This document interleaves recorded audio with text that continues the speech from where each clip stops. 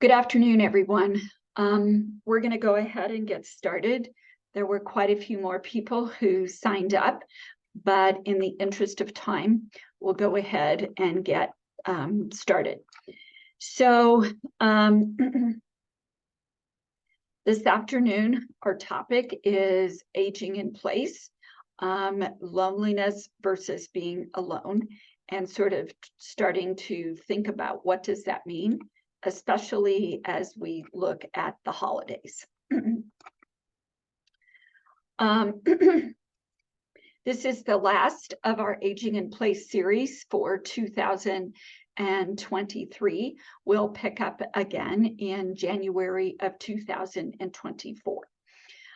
So today what we're going to talk about a little bit is the difference of being alone and loneliness, how loneliness can impact you or your loved one, and some ideas and thoughts about what to do if you are feeling lonely. So we're going to start out with being alone versus loneliness. Loneliness is really a sense of pain. It's a sense of hurt and being alone. Whereas if you are alone and you want to be alone, that is where you get a sense of solitude and you get pleasure and positive feelings about being alone, if that is what you want to do. So solitude is basically the opportunity, if you will, to give you some time to do self-reflection, sometimes some time to get recharged, to be alone, to gather your thoughts. Things that you can do when you are alone are things that you might not be able to do when you are with someone else. So you might do writing, you might listen to a music genre that is specific of interest to you. You may watch trash TV, whatever it is that makes you feel like you are, if you will, recharging, you're reflecting, and many of us do not have time in our busy schedules these days to spend as much alone time, if you will, as we might like to. So what are the pros and cons of living alone or being alone? So the pros obviously are it gives you independence. You can do what you want to. It gives you freedom. You can make your own decisions. You don't have to check in with anybody. If you feel like going to a movie tonight, you can do that. If you feel like sleeping late, if you feel like having a glass of wine or two or three, all of those things are things that you can do without really having to be accountable to anybody else. Living alone sometimes can also improve your personal development because you can spend time, if you will, really improving certain kinds of things. So, for example, you might be looking at a new exercise program or a new educational series or whatever. And sometimes if you're alone and you don't have other responsibilities, it gives you the ability to do that. Living alone can offer you fewer distractions, again, because you're there by yourself and somebody's not asking you questions. You don't have to cook dinner. You can do the laundry whenever you want. Living alone can also give you more time for self-reflection and sort of improving the things in your personality and your being that you would like to do. The cons of living alone are less accountability. I don't really have anybody that says you should get up in the morning and take a shower. If you choose not to brush your teeth, nobody cares, which then leads us really into more isolating kind of behaviors as well. We have less, or we choose often to be less interactive with other people. And sometimes we also see that we are not as connected, if you will, to our community. Some of us also will indulge in very unhealthy behaviors. So what are the benefits of being alone? It does really give you an opportunity to clear your mind. Sometimes for some of us, it also allows us to be very creative. We can think about things that we would like to do. We can reprioritize. We can improve our relationships because now we can think about what that means and how that is affecting other folks. Time alone also can allow us to slow down and get more focused. In our world today, where people can find us on the internet, they can find us on Facebook, they find us on text messages. We have very little alone time, in my opinion. So sometimes I think we do have to find ways and reasons, if you will, to disconnect. Loneliness, on the other hand, is a very negative feeling. It's marked by a sense of isolation. We don't feel connected to anybody or anything, and we're often very sad. So in an older adult, if you are noticing some of these characteristics, you might start to pay attention to whether or not this individual is being impacted by loneliness. So if somebody, especially someone who has been particularly communicative, shared a lot of information, shared things about themselves, was widely read, paid attention to world events, community events, and they're now no longer communicating about those things, that might cause us to think that that person is becoming more inward and more socially isolated, and then that results in more loneliness. Loneliness also sometimes exhibits itself in varying moods. So sometimes people who have been pretty even mood-wise, even keel, if you will, and then you're finding very big outbursts, either just very aggressive or very, very passive. That can be another indicator of loneliness. Probably the one we see most frequently is a change in appearance. This is where people may present as more disheveled. They haven't taken a shower. They haven't changed their clothes. So again, they're maybe experiencing loneliness. Maybe other things associated, but that might be one of the characteristics. People who also have difficulty concentrating could be another indicator, as well as people who are suffering from memory loss. So what are some things that you can do when you feel lonely? So here are a series of suggestions. One is if you are in a new situation, if you move to a new place or join a new group, you might feel that there's no one there. You might be very shy about entering the group, sort of sizing it up, figuring out what's going on. Sometimes people feel really lonely if they no longer have a partner, whether that's a romantic partner, whether it's a marriage partner. Again, people can feel a lot of loneliness because there's a sense of touch and feel that goes into that kind of a relationship that most human beings crave.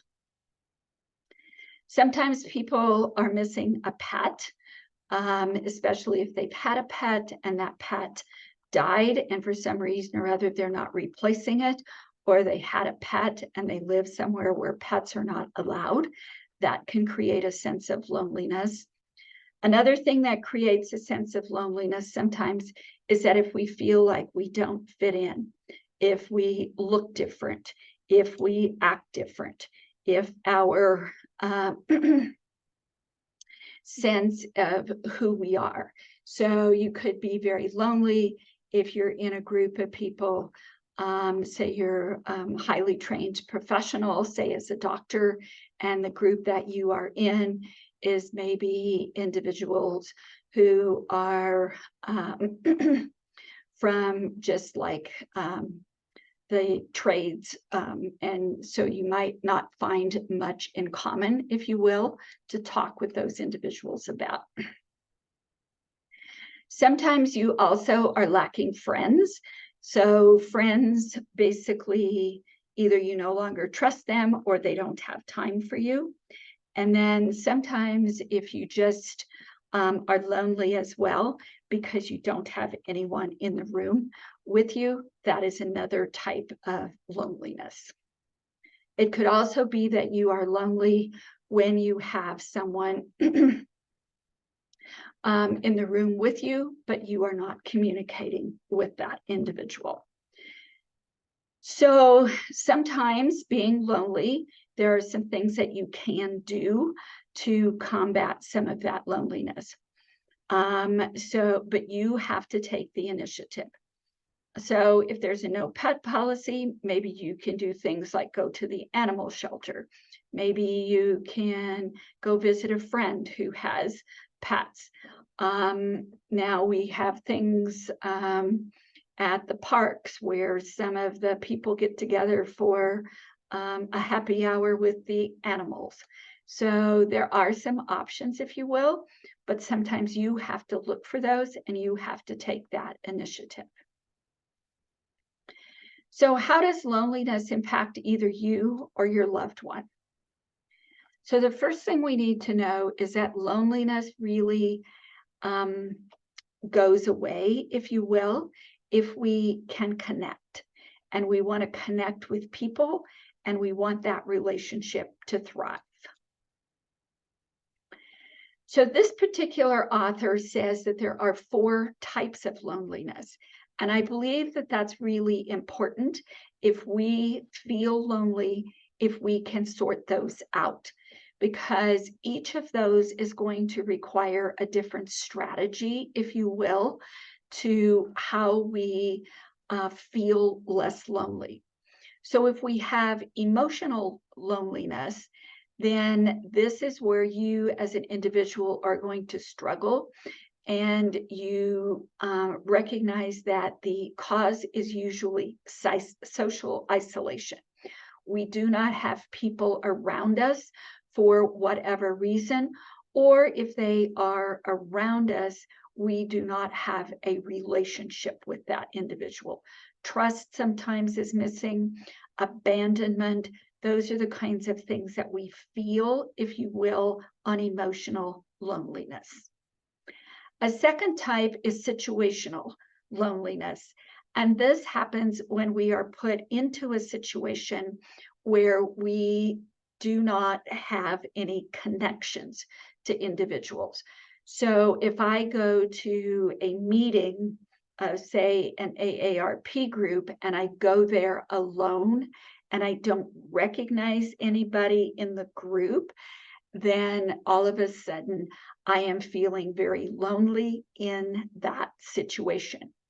Frequently, that's an easy one to solve, which is to find a friend, find somebody to go with you, if they're not a close friend, so that you have someone at least to talk with and to engage with. The third type, which is probably the most devastating, is chronic loneliness. This is when we are in distress and we are feeling lonely for a very long period of time. We can't really get out of it. We don't know what to do. And then there's social loneliness.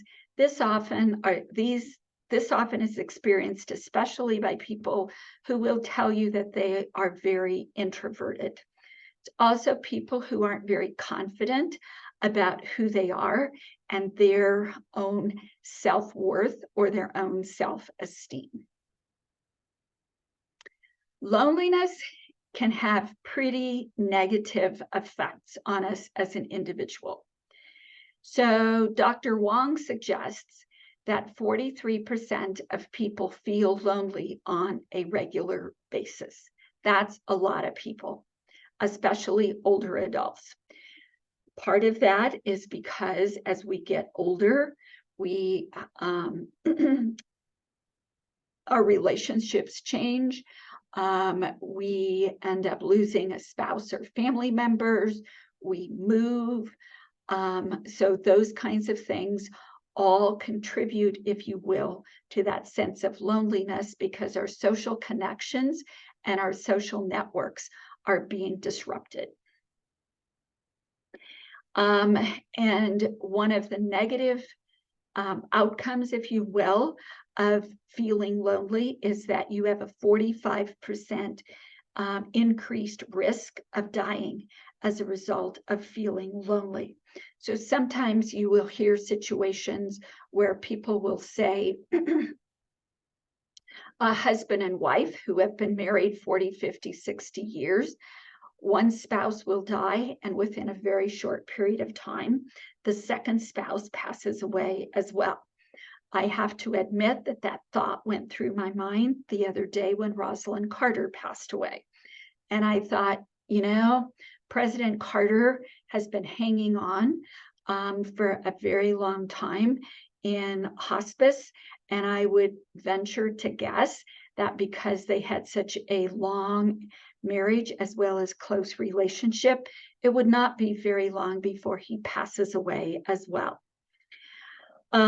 Dr. Wong also suggests that if you are lonely, it is more dangerous to your health than being obese or smoking 15 cigarettes a day. That's a lot of cigarettes. So the other thing, or another thing that happens when we are lonely, is that we increase our risk of mental health problems. So not only does it increase our risk for physical health problems, but it also increases our risk for mental health. So people who are lonely have a 15% more likelihood of experiencing depression. On the flip side of that, if you are depressed, you have only a 10% chance of feeling more lonely. So as you can see, loneliness is more likely, if you will, to cause depression than depression is to cause loneliness.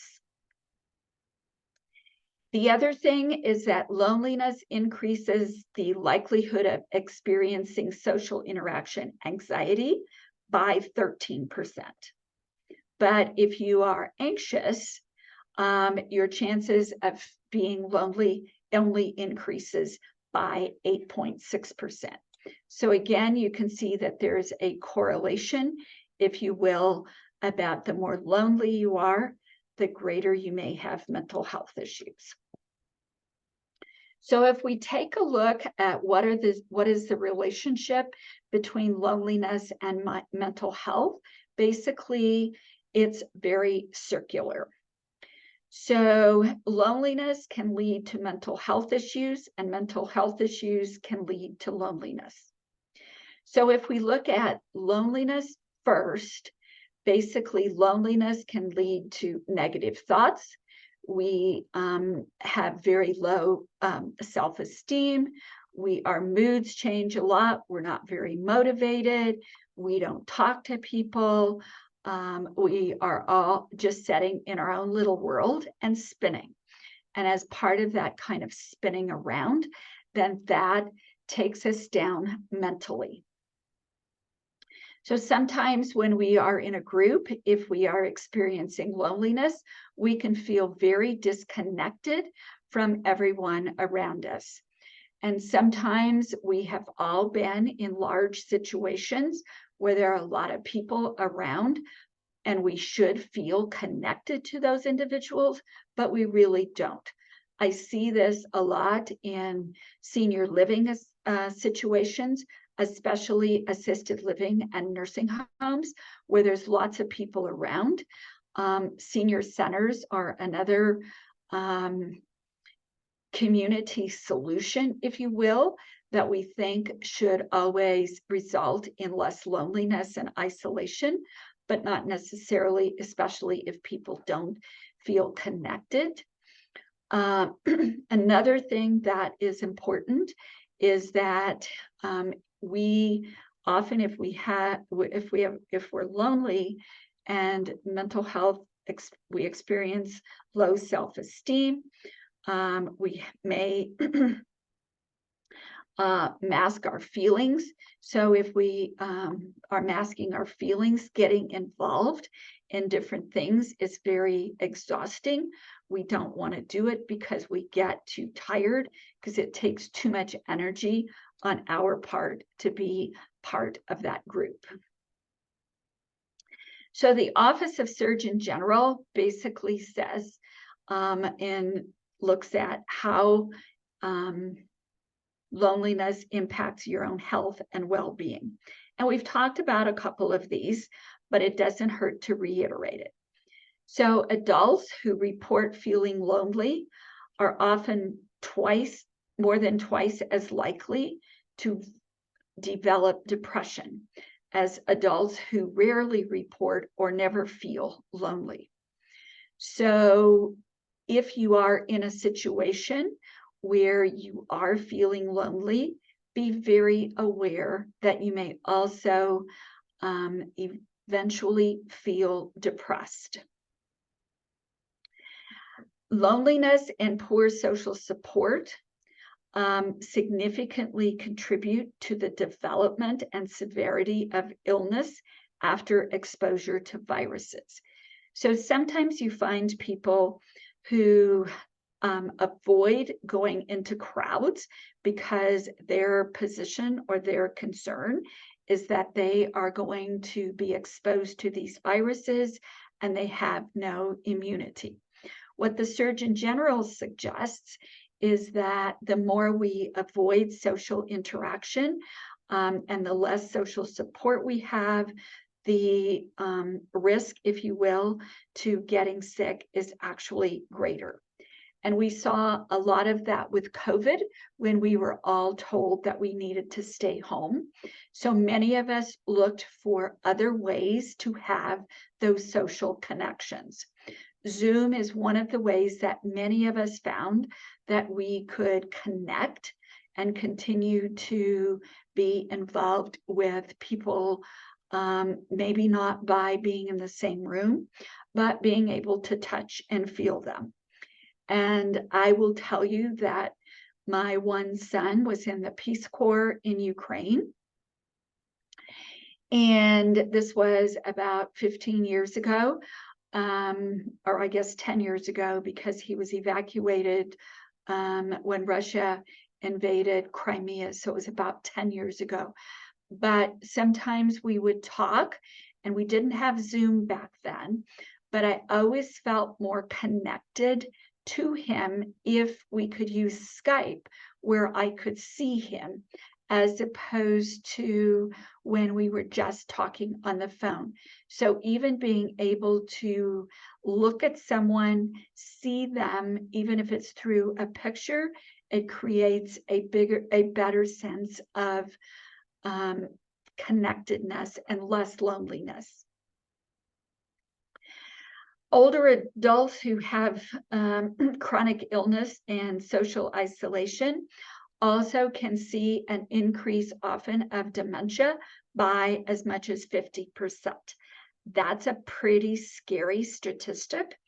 So again, even if you live alone, even if you have lost someone in your circle of friends or a number of people, one of the suggestions by the Surgeon General is that you continue to be involved to reduce the risk of dementia.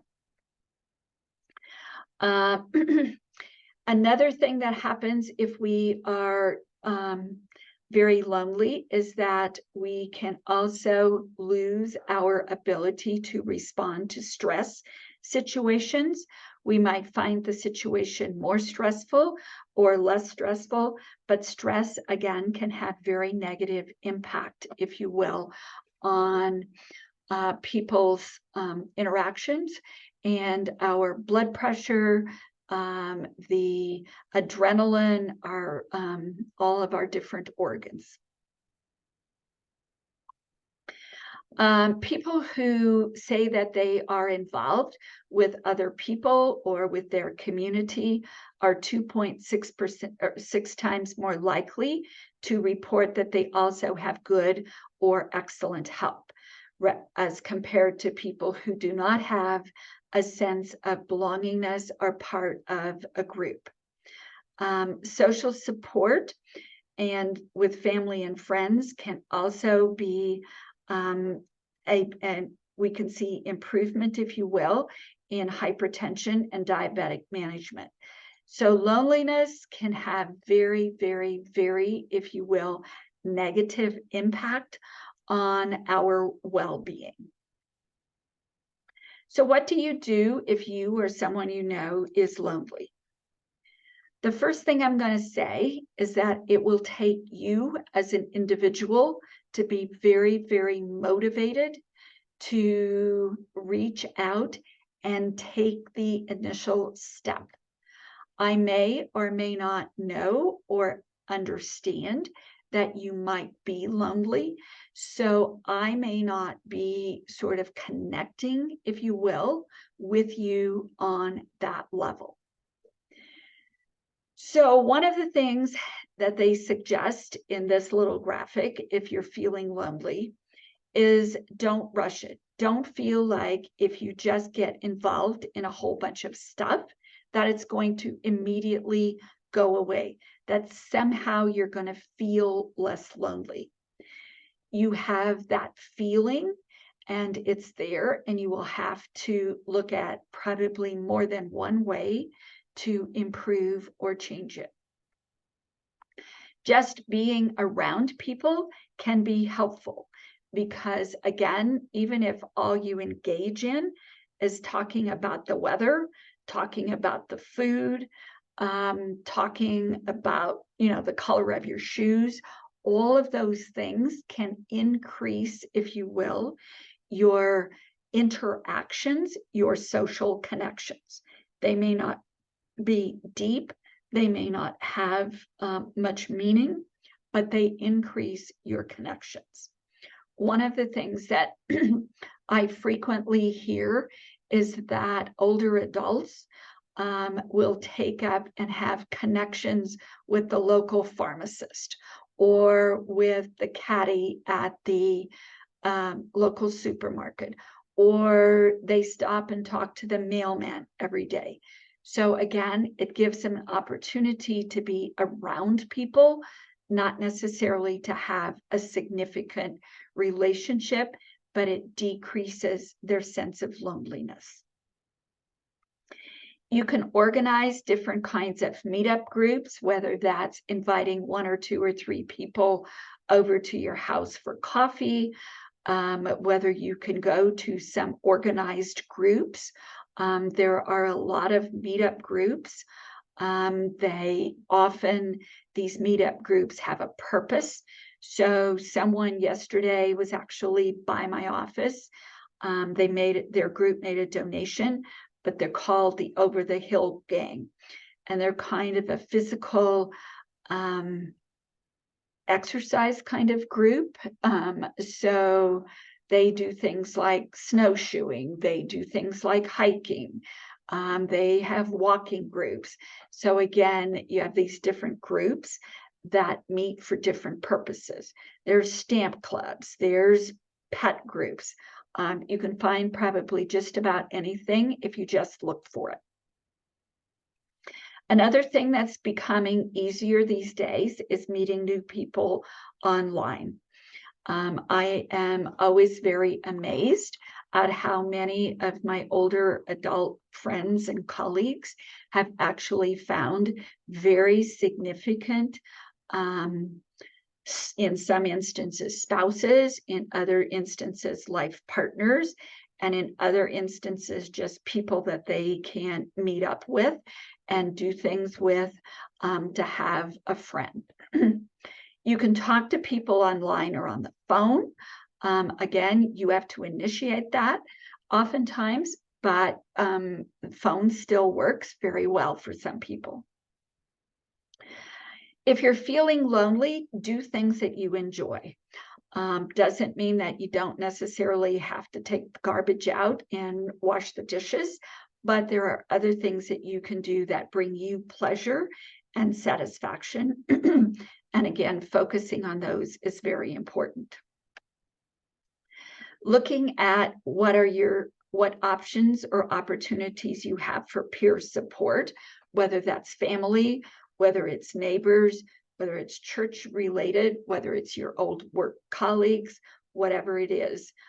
Again, looking at those peers and taking advantage of ways to interact with them. And then lastly, you can always look at therapy, which frequently is very beneficial.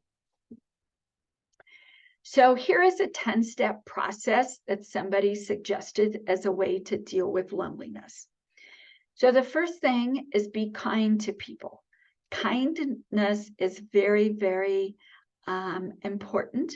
This could be people who just do things like smile, hold the door, buy somebody's groceries, say a kind word to people, look for the best in people instead of the worst. We all get very, very critical, oftentimes very quickly. Another thing to do is to recognize that you do feel lonely. Once you admit that to yourself, that also is helpful, because then you can go through and start to think about the strategies and the ideas that we have talked about in terms of combating that. If you practice mindfulness, again, that can create, if you will, spaces and time for you to be lonely, but other spaces and times, if you will, where you force yourself not to be lonely, but basically to have interactions. Social media for some people is another way that they build connections.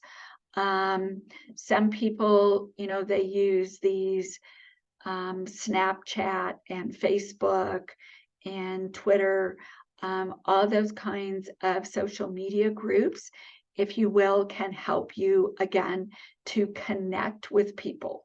You can read them, you can respond to them, you can post your own comments.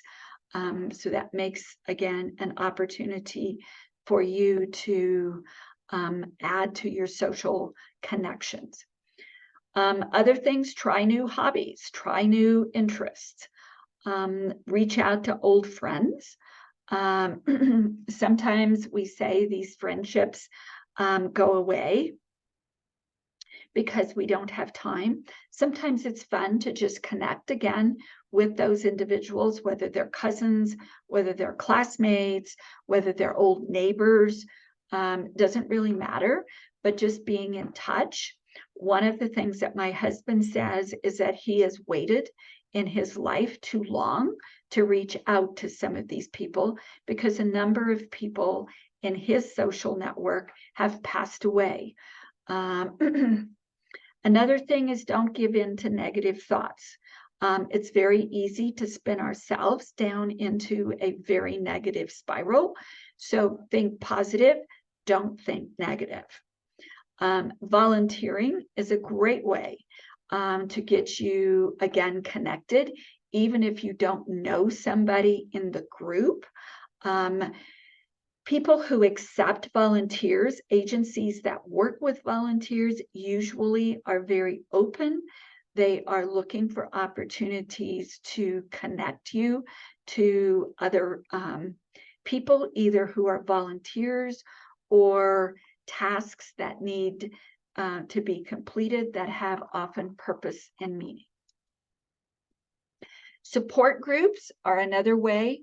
And support groups are really important because they can help us, if you will, to, again, share feelings, share information with people who are experiencing similar life situations. And we hear this a lot, regardless of kind of where we are these days, but eating healthy and exercising regularly can also contribute to that. Sometimes I have seen people, especially young people, who experience a sense of loneliness. And if they take up a sport and they get very, very involved with it, and they're always out knocking that basketball or running or doing whatever, I know that that's important, if you will, for them to be able to get those endorphins in their brain moving, and for them to at least have that level of emotional stimulation. So the next thing is kind of to look at how are some ways that we can get rid of loneliness additionally. So another idea is the Colorado Gerontological Society offers a program called a Telephone Buddy program. It's a regular program where you call, you're matched with an older adult. And we have lots of matches where there's older adults matched to other older adults. You call that older adult once or twice a week, share with them, check in for 10 or 15 minutes, and hopefully that opportunity will bring a smile to both your self as well as to the individual that you are talking to. Another way, or here's another series of ideas, if you will, of ways to deal with loneliness. So make a list of the people or things that you're grateful for, and really understand what it means to have gratitude. If you miss somebody, call and invite them to do something. The cheapest thing that you can do is invite them over to your house for a cup of coffee or a cup of tea. So sometimes people say, I don't have a lot of money, I can't do things. You do have money, if you will, to make a second cup of coffee or a second cup of tea. It doesn't have to be fancy, but what you're looking to do is to try to find ways to spend quality time. And just because you invited them once and they came, then at the end of that session or that coffee time, then set another time to come and get together again. Sometimes it may take a while where you are finding that that person is always coming to your house or to your back patio, and that's okay. Don't be offended by that. That person who you have invited may not feel comfortable having you enter their space, whatever it is. If we get involved and we serve other people, especially people who are less fortunate than we are, that always instills, if you will, a sense of usefulness. It gives us a sense of purpose and reason to be involved, a reason to exist. All of us have a need to be wanted and to be important to somebody. And whether it's as simple as serving a meal at a homeless shelter meal site, or whether it's something much more sophisticated like serving on a board or a committee, or taking on the task of filing some agency's files, whatever it is, find a way to give and serve other people. Listening to happy, uplifting music, dancing. There's something about smiling, dancing, moving that gives all of us a feeling of just uplifting. It's a sense of I did something, and it brings us again that sense of accomplishment.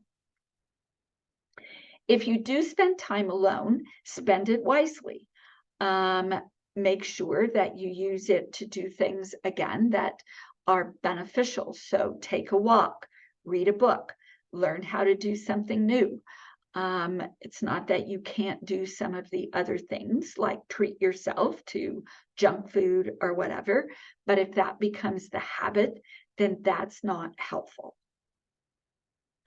Another thing that you could do is identify things that bring you enjoyment and pleasure, or things that you have always wanted to do, and see what it would take, if you will, for you to engage in them. Sometimes that's easier said than not, simply because we may have more or less time and money. So these are just, again, repeats, if you will, of some of the same stuff that we have talked about. So nurturing family and friends. Do not hesitate to call people. Again, sometimes we feel like it's my turn and then it's your turn. I always tell people, especially my retired friends, you call me. And it's not that I am opposed to calling you, but I probably have 50, 60, 70 people in my circle, and I will always take time to chat with you. I will always try to find time to come and have a cup of tea, go to lunch or whatever. But I don't always have enough hours in the day, especially when I sometimes at that end of that day feel like I just need to be alone. This next one gets a little bit more specific and says, practice gratitude and kindness every day.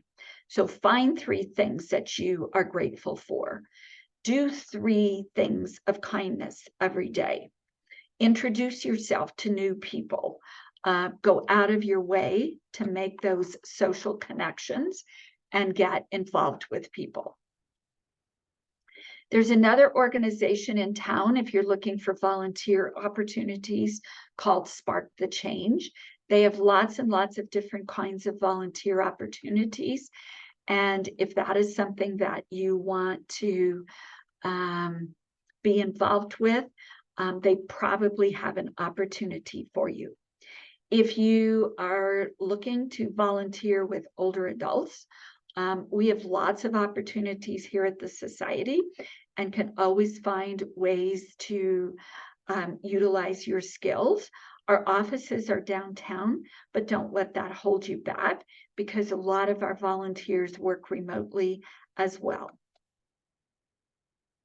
Other things you can do is join different groups, library book clubs.